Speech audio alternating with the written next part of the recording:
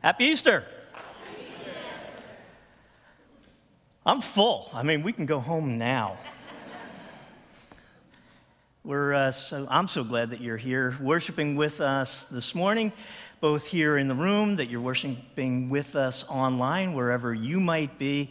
We are here this morning to celebrate the resurrection of Jesus from the dead and to celebrate the birth of living hope for all who follow Jesus. So, yeah, all right. You can clap all the way through. That would be great. So over the last 5 weeks, we have been joining together, focusing on hope. We've been focusing on hope, not the church, not the way that the culture talks about hope, which is a kind of wishful thinking. We're focused on the hope that the New Testament describes. And the word that is translated hope into English literally means anticipation or expectation. That's our hope. It's what you would think of perhaps if when a woman is pregnant, right? When a woman is pregnant, we say that she is expecting, right? So she's not hoping, she's not wishing that she would have a baby. She's going to have a baby. She lives in expectation, anticipation of when that child is going to be in her arms. That's the nature of our hope. It's not a question of if God's promises are true, it's when they will be fully realized in our lives. For followers of Jesus, Easter marks the dawn of our hope. So you guys have been kind of into it this morning, so I want to keep you into it so you're not napping through the next 20 minutes, right? Not that that happens, but you know. So I'm going to say Christ is risen, and I want you to say hope is alive. Christ is living, hope is alive. Christ is living, hope is alive. All right? Christ is risen. Hope is alive. Christ is risen. Hope is alive. Christ is risen. Hope is alive. All right, now here's the thing. In order to fully grasp the living hope that is ours in the Easter experience, we have to really understand the Good Friday experience. In order to understand hope, we need to understand hopelessness. So I want to spend just a few moments talking about the meaning behind what Good Friday represents. All right? And the way I want to talk about that is to ask the question, have you ever experienced a day that started out as the worst day ever, but at some point during the day, it suddenly became the best day?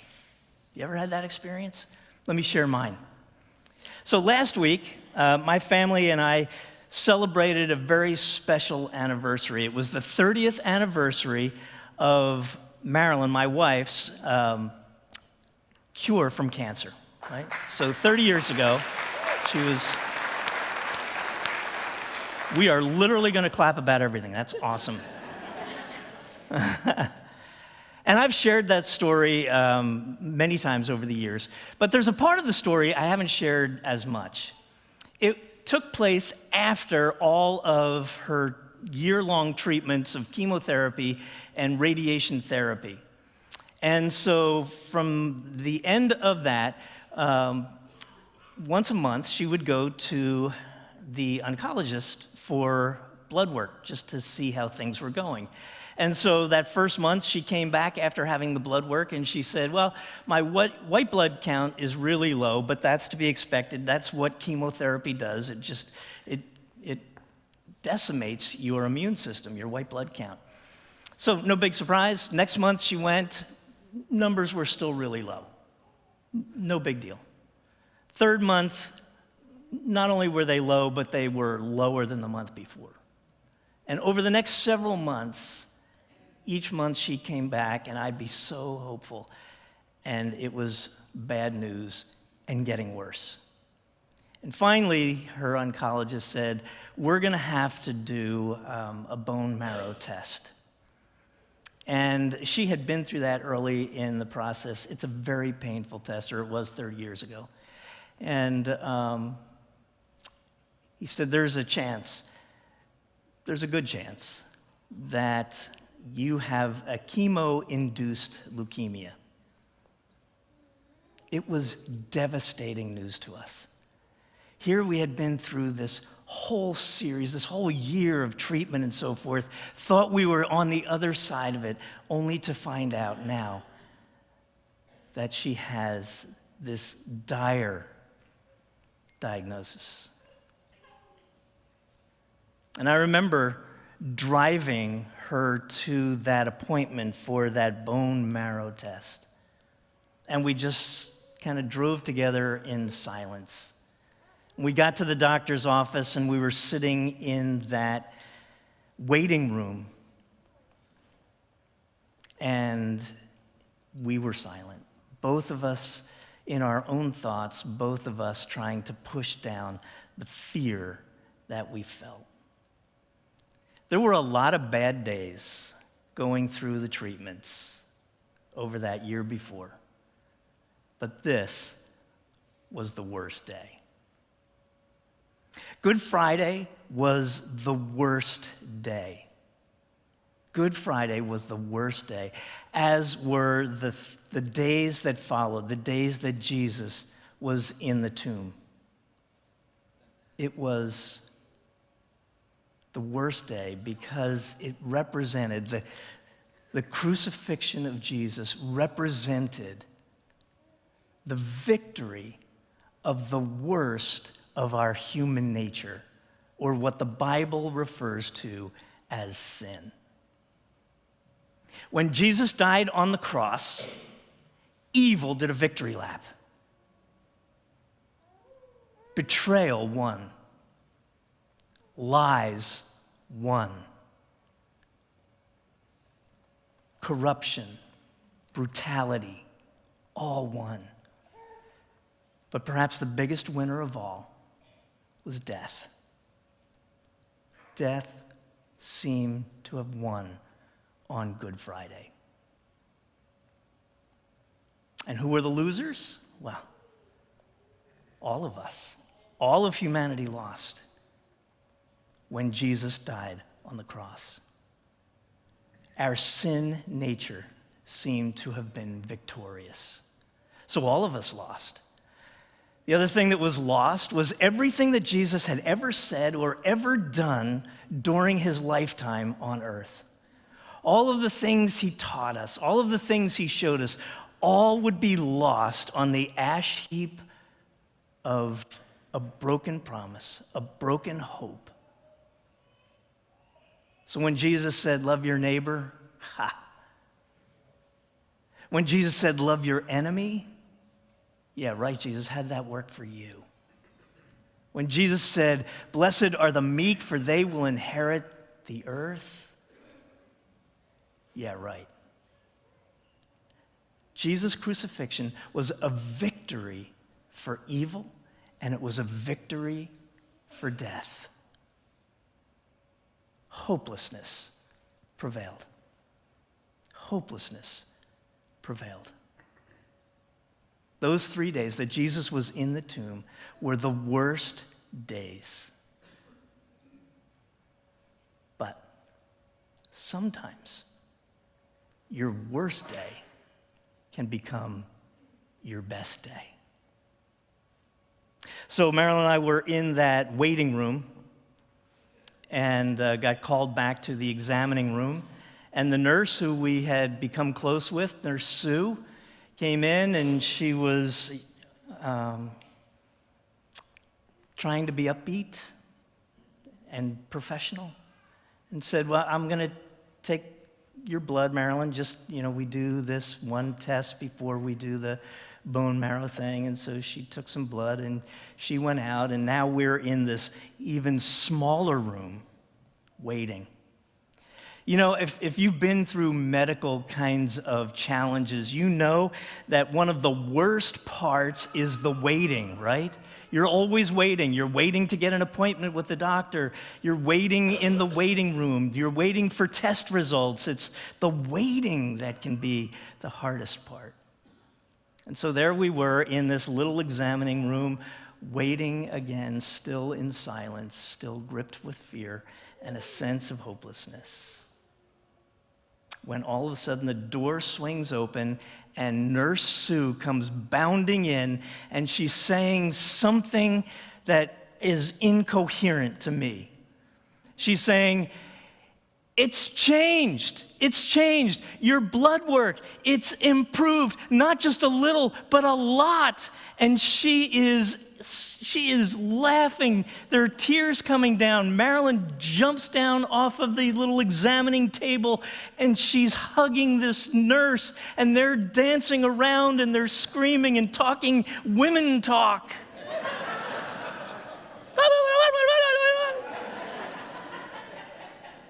And I'm sitting there, what is wrong with you?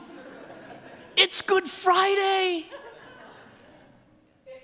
I can't comprehend what has taken place. The doctor walks in, and he's confirming what the nurse has said.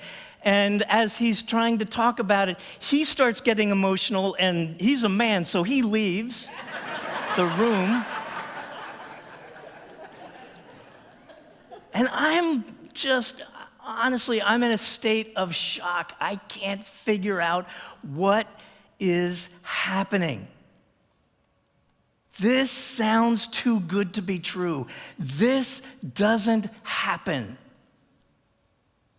And after a few more minutes, the doctor came walking back in, and he said, "You know, there are some things that you just can't explain medically. It's a miracle." Whew. I got that. Sometimes what starts out as your worst day ends up being your best day.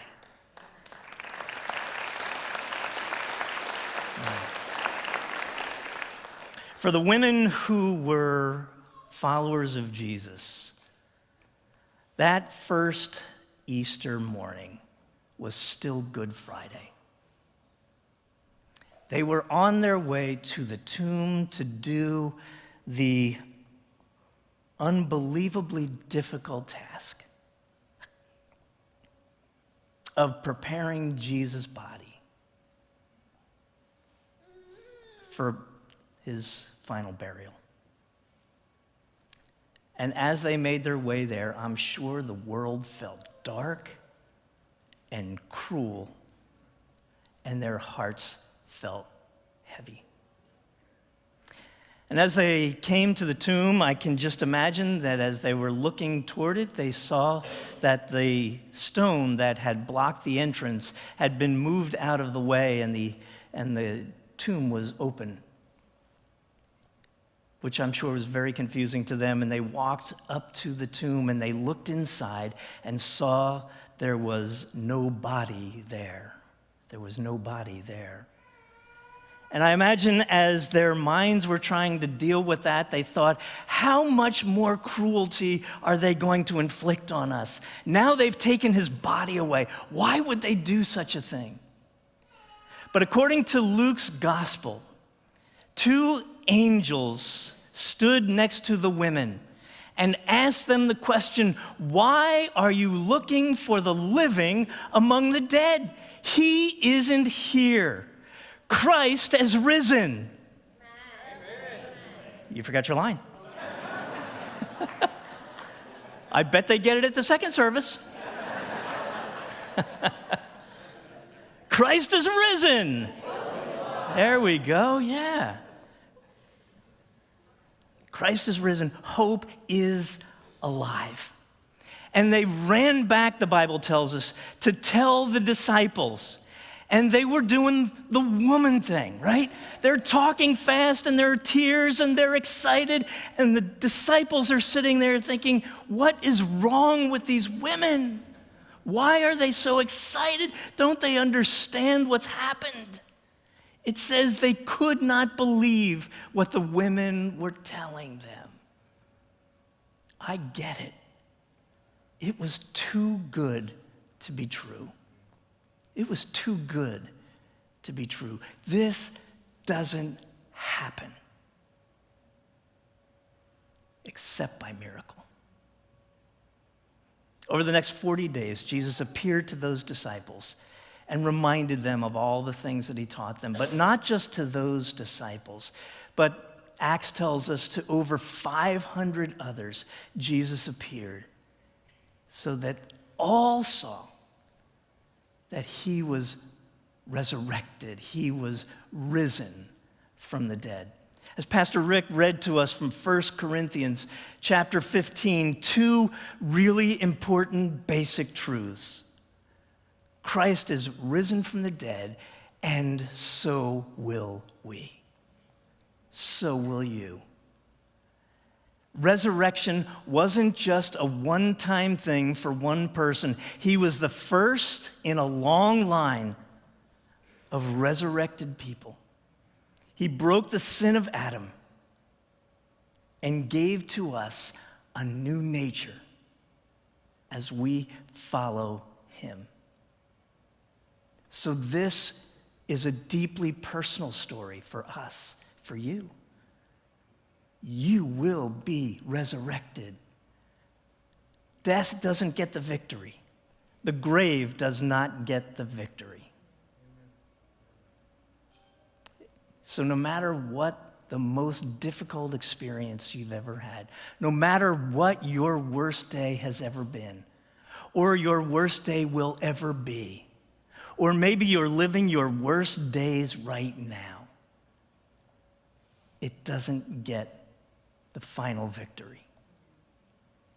The late Pastor Timothy Keller, who is a pastor, an author, a Christian intellect, said this: because of Easter, the worst thing is not the last thing. The worst thing is not the last thing. That's hope. That's hope. So if that's not your hope, if you have never invited Jesus Christ to forgive your sin, to become the leader, the Lord of your life, your guide through life, if you've never prayed that simple prayer, don't leave this place. Don't leave where you are right now before you invite him to forgive your sin and to become the leader and Lord of your life, to become the guide of your life going forward. Friends, Christ is risen. Christ is risen. Christ is risen. Amen.